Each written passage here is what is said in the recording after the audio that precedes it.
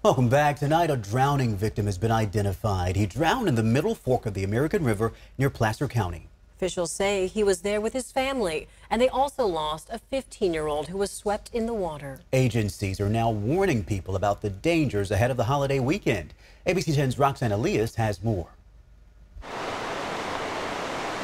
A family has lost two of their own after being swept away by the water in the Middle Fork of the American River in Auburn. It's tragic, of course, and sad, and it's not super surprising because the water is really dangerous, and there's a lot of rocks down there and a lot of places that you can get caught up if you're not in the right area. Randy Master visits this area a few times a month, and he knows how dangerous it can be. CAL FIRE says the family was in the beach area, in the water, and at some point it took them in. Multiple people saw three of the members of the family go under and called 911. We were able to locate the three victims.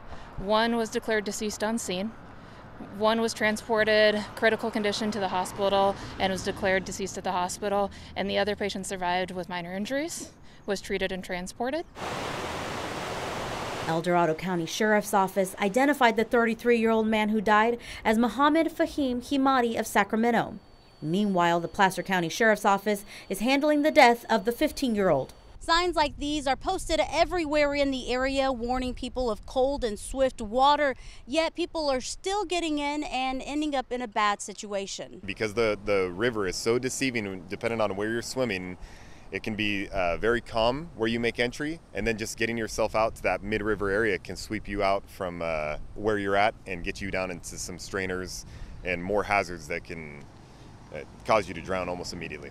California State Parks is asking the public to heed the warnings. As 4th of July comes, I want to remind people that 3 people have drowned in this section of the American River this year. We will continue to make our efforts and have lifeguards out and make safety contacts and have signs out, but it's ultimately their responsibility when they come out to make safe decisions, to educate themselves before they come out, and to be out here safely.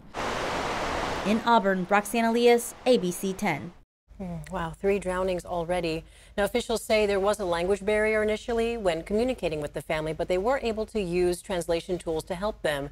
And the Placer County chaplaincy was also at the hospital last night to help the family cope with their loss. Now, remember, if you do plan on visiting the water, you should wear a life jacket and never swim